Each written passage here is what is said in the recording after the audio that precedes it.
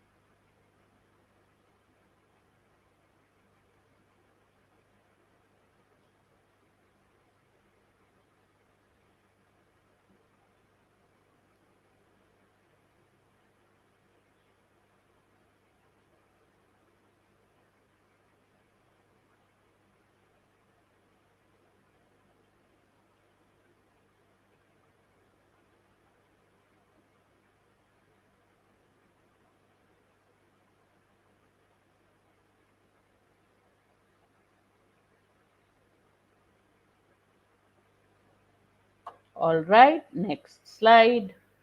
Again, read it and I'll summarize it for you. All right.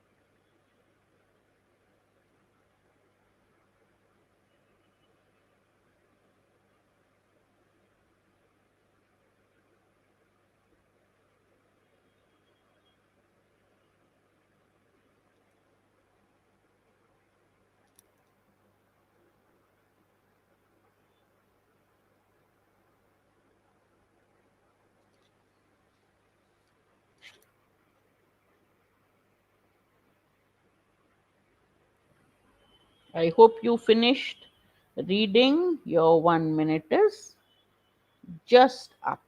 All right, let's start. First paragraph, the first slide. The author says during World War II, guerrilla forces deployed numerous booby-trapped objects designed to attract civilians, leading to indiscriminate casualties. So they had objects which were booby-trapped, which would explode, which would some way harm innocent looking object. Booby trap means it had a mechanism that would trigger something off. So they had lot of objects which were trapped, booby trapped like that. They had, and civilians would handle them and die in the process. The Japanese, and then he's saying what kind of booby traps. The Japanese created a tobacco pipe rigged to explode. It was a tobacco pipe, but when somebody tried to light it, mm, or smoke from it, it would explode. Italians fashioned headsets that detonated when plugged in.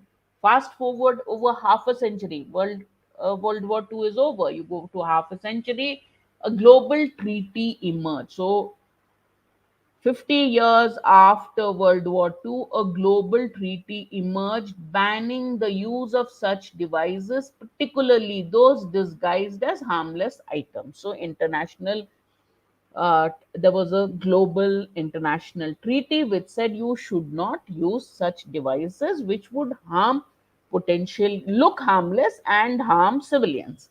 It's pertinent to note that Israel, along with its supporters, is a signatory to this protocol. This treaty was signed by Israel also. That means Israel agreed to follow the rule, the treaty, that such devices will not be used, a fact highlighted by Brian Finucane of the International Crisis Group. Recently, explosions targeting pagers used by Hezbollah members in Lebanon and Syria resulted in at least 12 deaths, including 2 children and 4 hospital workers, injuring thousands more. So there were explosions. And what was booby trapped? Pagers. Of course, these were targeted at pagers that were used by Hezbollah members in Lebanon and Syria, but they resulted in 12 deaths, out of which there were 2 children and 4 hospital workers, and there were plenty more injuries. Reports now, we really do not know for sure, but reports indicate that Israel was behind this attack. Why do they think Israel was behind this attack? Because Israel is one country which has extensive capabilities. It is using its extensive capabilities to confront Iran backed groups. Israel has a history. What kind of history? Of executing sophisticated remote operations. It is very state of art, and it can operate remotely. It has targeted enemies miles away by using these remote techniques, from cyber attacks to drone strikes, and that further substantiates its potential involvement. So it is suspected that Israel is behind these attacks. All right, next. Despite claims from Israeli defenders that these operations were surgical, they were very precise, they were aimed at combatants. The author says these are the claims of the Israelis. Despite, the word despite means although there are such claims, we don't believe in it. What is he saying? The pager bombs appeared to target civilians. It seemed to be diplomats, politicians not involved in the hostility. So they seemed to uh, they hurt diplomats, politicians who were not part of this attack, right? So this is what he says. So what is the so Israel is suspected to be behind this. Israel says, look, whatever attack we did, it was very precise. It was only targeted at Hezbollah commanders, at combatants. But the author says, but they seemed to have targeted politicians, diplomats who were not involved in the hostilities. This fact that they seem to target civilians raises important ethical concerns, particularly regarding excessive incidental civilian war. Now, in any conflict, you will have some amount of collateral damage, which is called incidental civilian harm. But in this case, this incidental, something which you cannot avoid. It just we were targeting somebody while somebody was nearby. He just happened to die. So that is just collateral damage.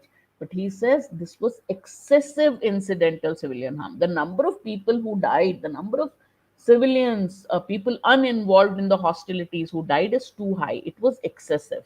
Such arguments have been levied against Russia for its action in Ukraine. They've earlier said that Russians also have seem to have targeted civilians in Ukraine. And so they have leveled these charges against Russia in its war with Ukraine. Yet, similar scrutiny is often absent in the case of Israel.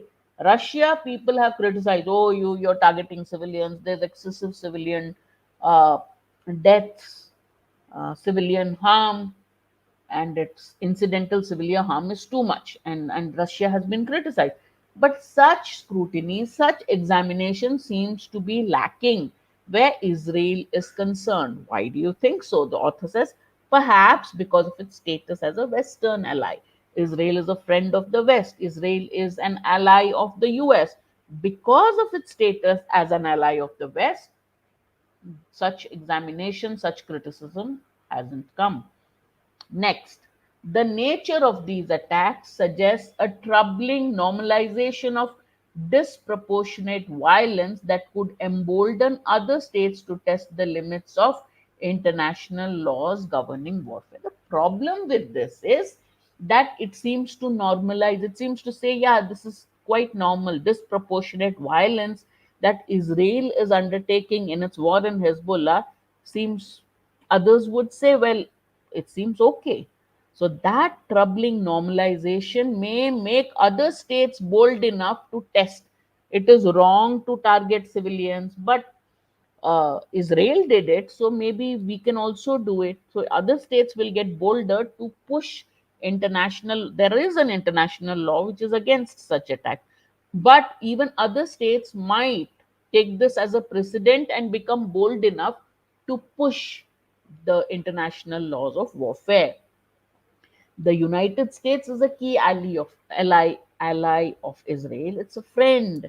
It's its partner. So the author says the United States should intervene to rein in these actions. It should control Israel and stop it from taking such actions.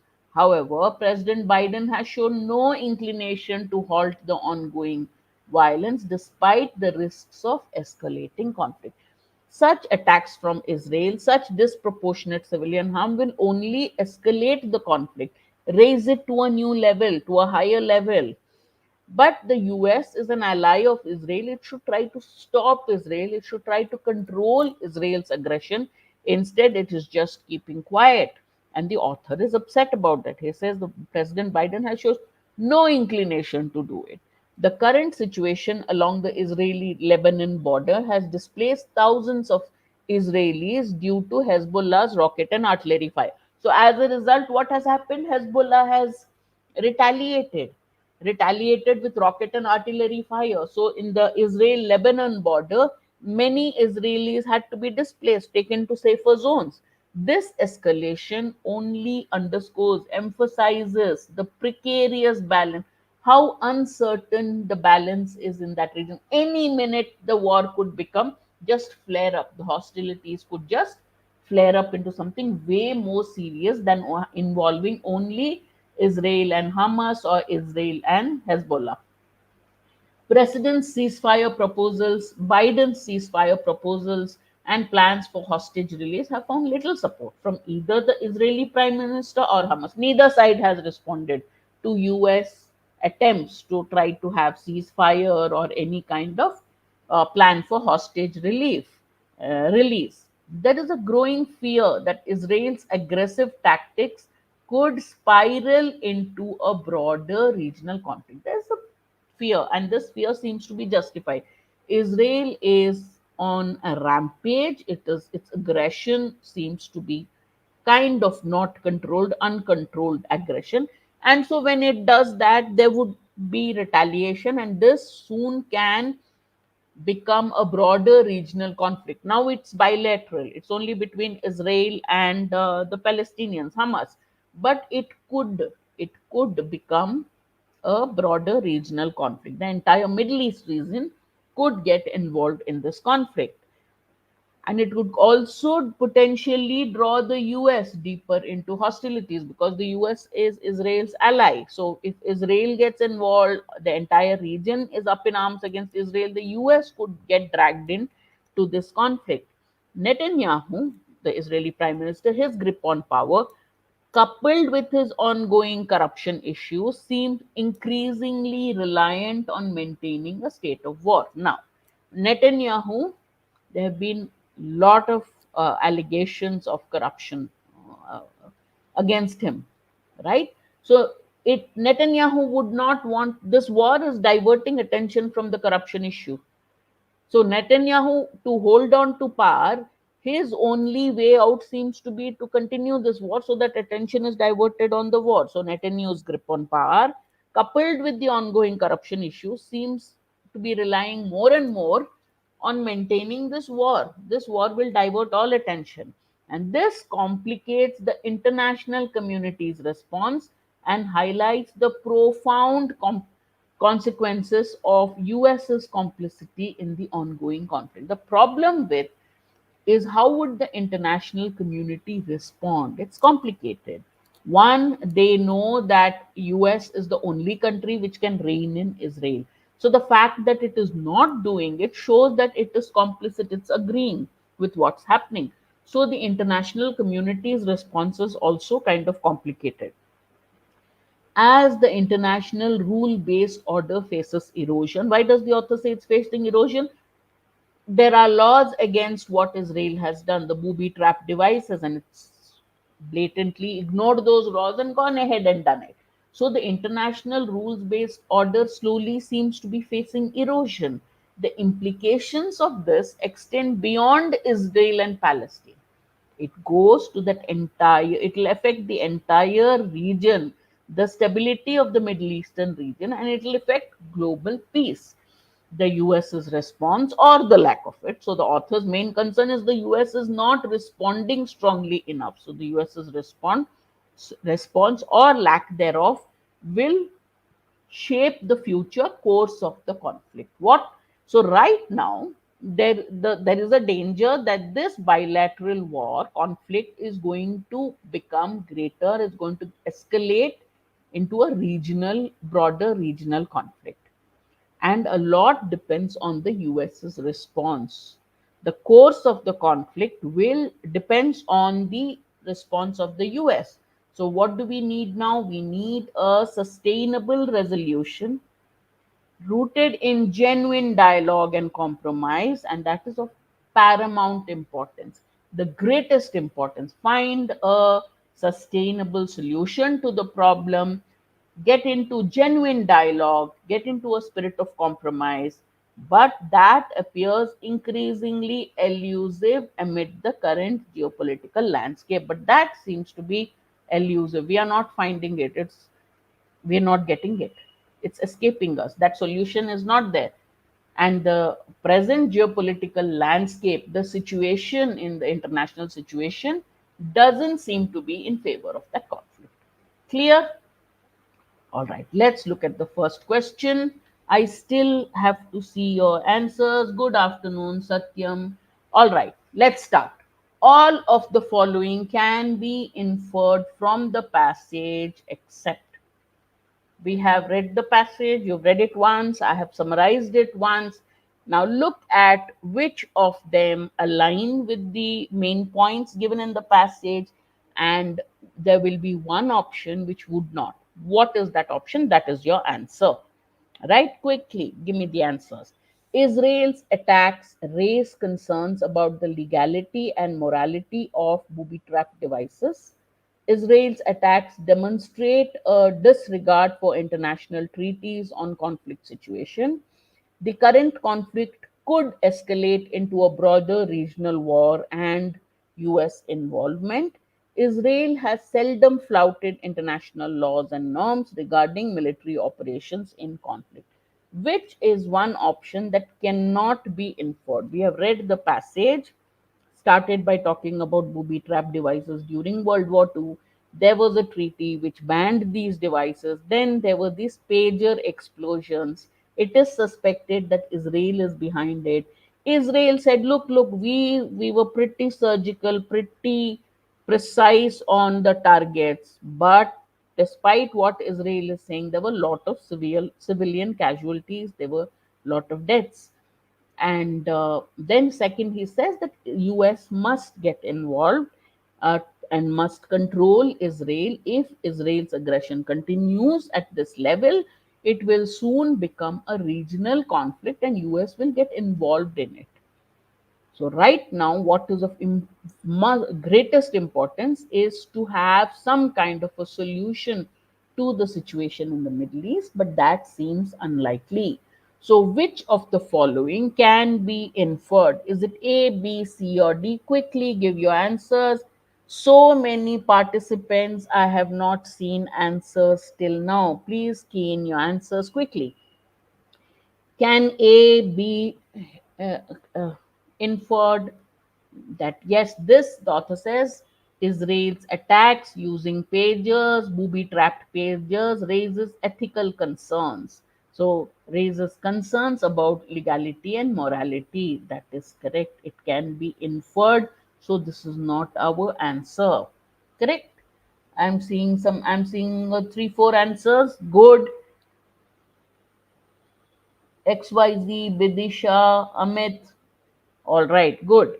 Israel's attack demonstrate a disregard for international treaties, and the author says they are pushing and they are setting a very bad precedence. Other countries would become bold and try to push international law also. So this is also can be inferred. Therefore, this is not the correct answer. It could all escalate into a broader regional war. Yes, he has said that, and could involve US. US will be drawn into it because US is an ally of Israel. Seldom flouted. Seldom means rarely. The author seems to suggest, hasn't said anything about earlier what Israel has done, but it says it this cannot be. But in this time, Israel has flouted. Therefore, D is the correct answer. All of you got that right. Excellent. Question 2. Which of the following best represents the key idea? Oh, best represents the key idea represented in the passage. Bad question.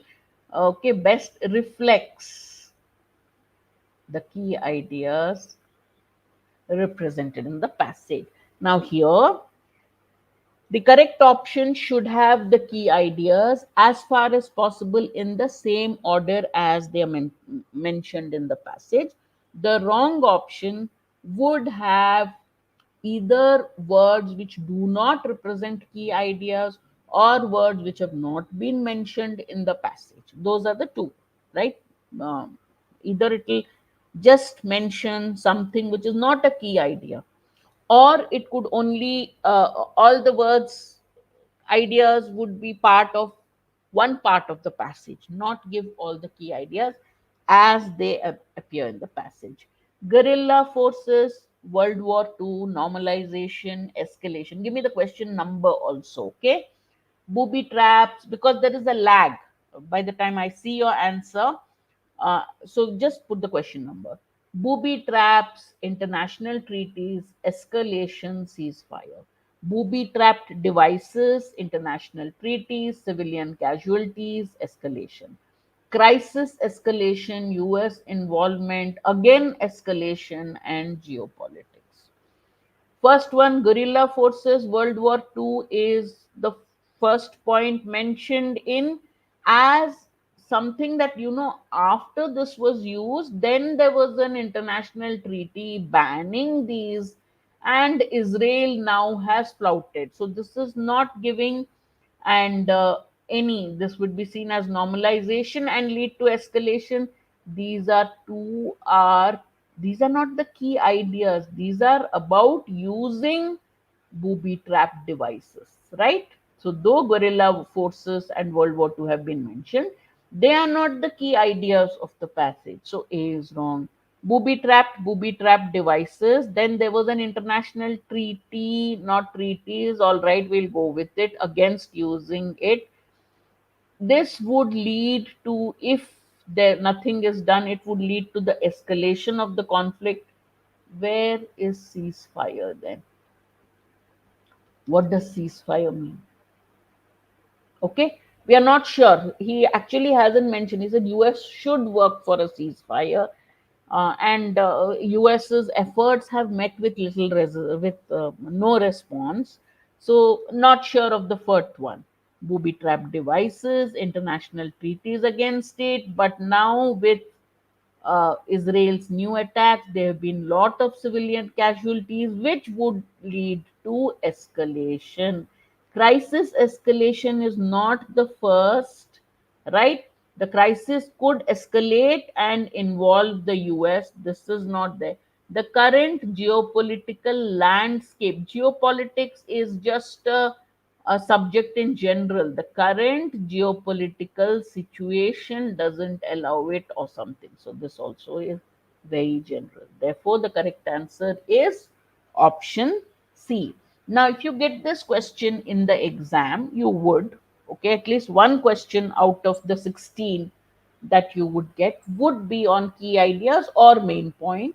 If you're not sure, please go back to the passage once and quickly see first paragraph what were one or two key points, second paragraph what was it, third point paragraph, like that. If you do, you, this is an easy question, you can't go wrong. So the incorrect options would either change the order, but more importantly would give you something which is not the main point.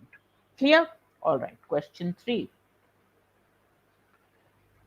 So they've given a line from the passage and they have said the author is implying all of the following except. So question is this line, what is not implied in these lines? That's what you have to look at. What is not implied in these lines? Right? That's the question. The author implies that Israel faces less scrutiny for its military actions than Russia does. Israel benefits due to its status as a Western ally. Political affiliations, P should be a capital. Political affiliations and alliances are ignored in conflict situations, or there are double standards in international accountability. Look at the lines. Such arguments have been levied against Russia for its actions in Ukraine, yet similar scrutiny is often absent in the case of Israel, perhaps due to its status as a Western ally. Such actions, such arguments about disproportionate civilian casualties have been raised against Russia for its actions in Ukraine. There is disproportionately high civilian casualties. That is not correct. But where Israel is concerned, such arguments haven't been raised. Perhaps such arguments haven't been raised because of its status as an ally of the West, especially the US. I have simplified the lines. Now, based on those lines, tell me which option is not implied. Give me the question number. All right. Amit thinks it's Amit and XYZ have given an answer. Only two answers. I want to see more. More than two answers, please. Some more answers.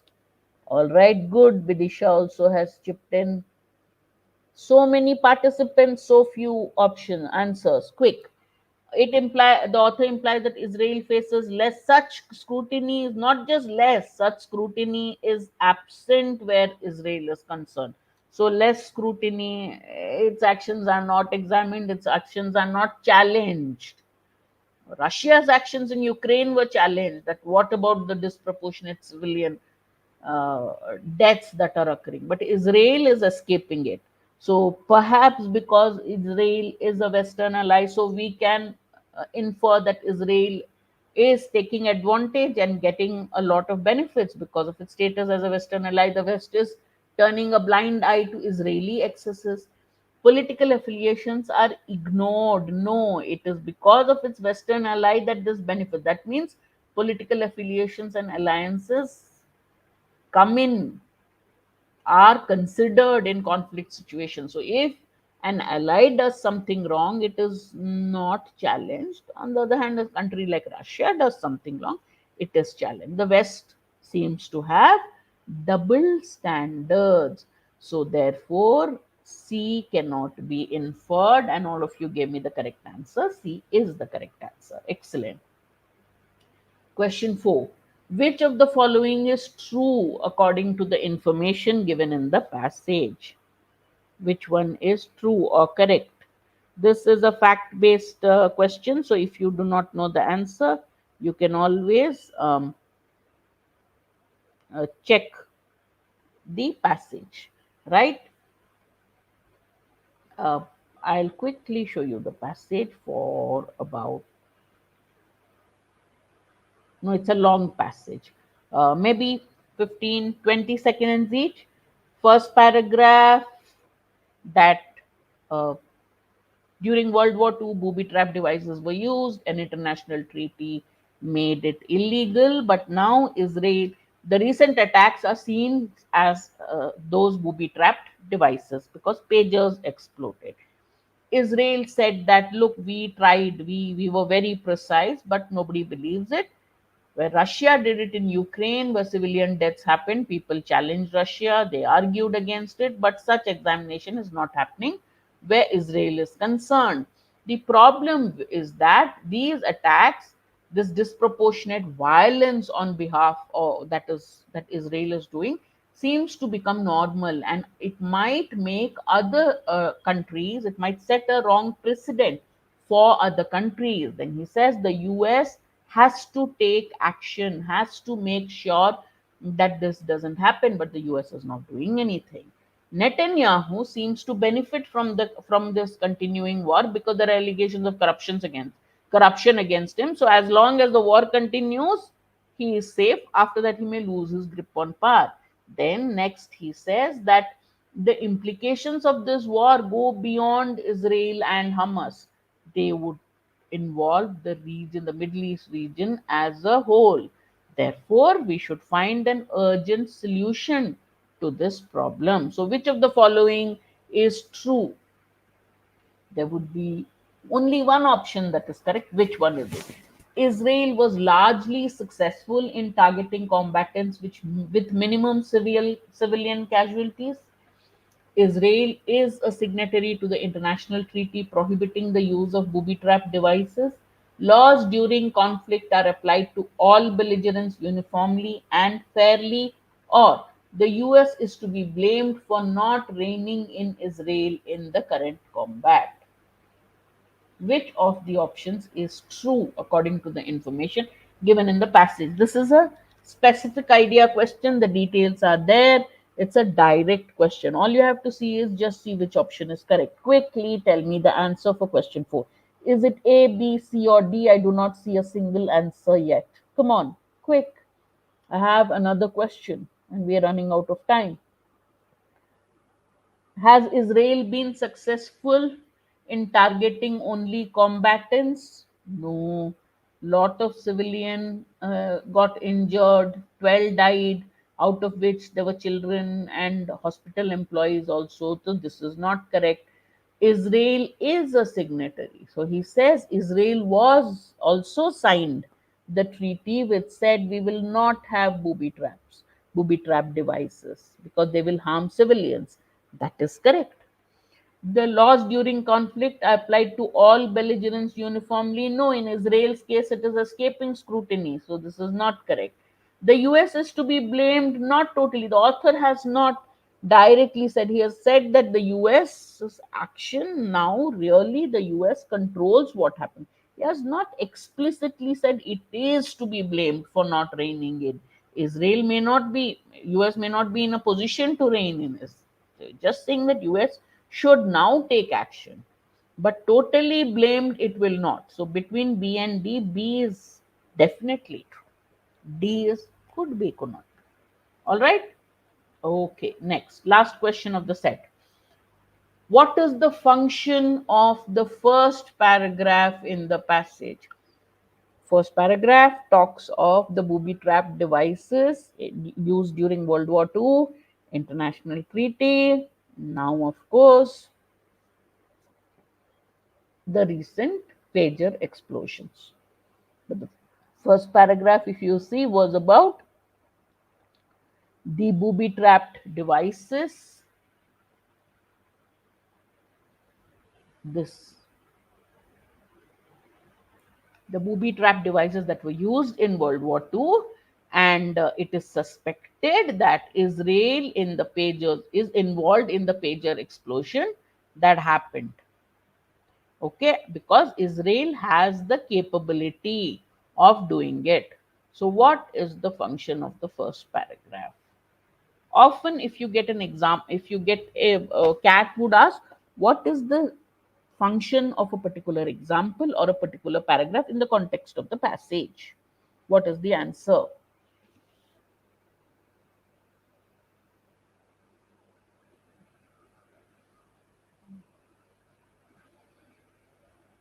What is the answer for question 4? Why am I not able to see? Question 5, sorry. It provides historical context about the use of booby trap devices to highlight current ethical concerns. It introduces the main theme of the passage that booby trap devices are common military strategies in modern warfare.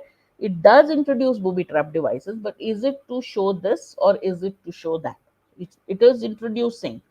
Is it to show historical context or is it to show to go on the main theme, to provide a detailed background of Israel's military operations since its formation, or to provide an interesting anecdote on the common strategies of military warfare? I've got two answers so far. Before we end the session, I want to see a few more answers.